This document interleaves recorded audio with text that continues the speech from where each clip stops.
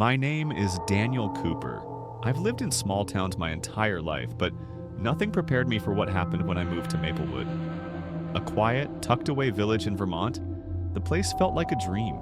Charming old houses, friendly neighbors, and an air of tranquility I'd been searching for. I found a house on the edge of town, an old colonial with creaky wooden floors and a fireplace that hadn't been used in decades. It had been vacant for years, the realtor told me, but for the price, I couldn't pass it up. It needed some work, sure, but I was up for the challenge. The first few days were peaceful. I spent my time unpacking, fixing small things here and there, and getting used to the stillness. Then I noticed the door. It was in the hallway between the living room and the kitchen. I could have sworn it wasn't there when I moved in. The frame didn't quite fit with the rest of the house, and the handle, an old brass knob, was dull and worn, as if countless hands had turned it over the years. Curious, I tried opening it. Locked. I brushed it off, figuring it was just a closet or some kind of storage space. But that night, as I was lying in bed, I heard it. A faint thud, like something shifting inside the walls. I sat up, listening. The house was old, probably just settling. Still, unease settled in my chest. The next day, I ran into my neighbor, Mrs. Holloway. She had lived in Maplewood her entire life, and I figured she might know something about the house. "That place?" she said, her face darkening. "That was the Whitaker house. Good folks, but they left in a hurry back in '82. Didn't sell it, didn't take their things, just vanished. What happened?" I asked. She hesitated. Strange things happened in that house. Doors opening on their own. Voices when no one was there. They had a little girl, you know. Claire? Sweet thing. One day she just disappeared. A chill ran down my spine. I wanted to dismiss it as old town gossip, but something about the way she said it made my stomach turn. That night, I woke up again.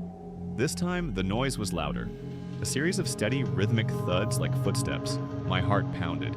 I grabbed a flashlight and crept toward the hallway. The door was open. I know I didn't open it.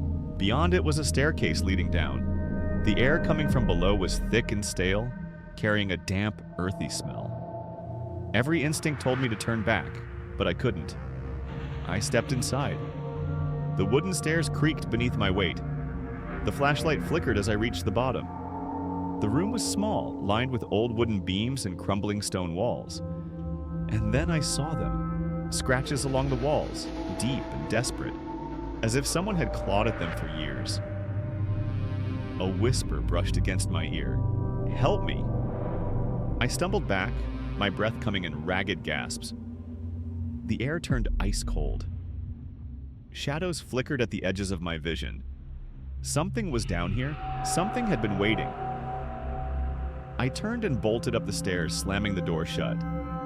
My hands shook as I shoved a heavy bookshelf in front of it. I didn't sleep the rest of the night. The next morning, I called a locksmith to remove the handle and seal the door shut. When he arrived, he ran his fingers over the wood, frowning. "Sir, there's no lock on this door. It doesn't even have a latch." My stomach dropped. I reached for the knob and turned it. Locked. Again. I left that house a week later, packed my bags and never looked back. Maybe it was just an old house settling, or maybe, just maybe, something was still down there, waiting. Either way, I wasn't going to be the one to find out.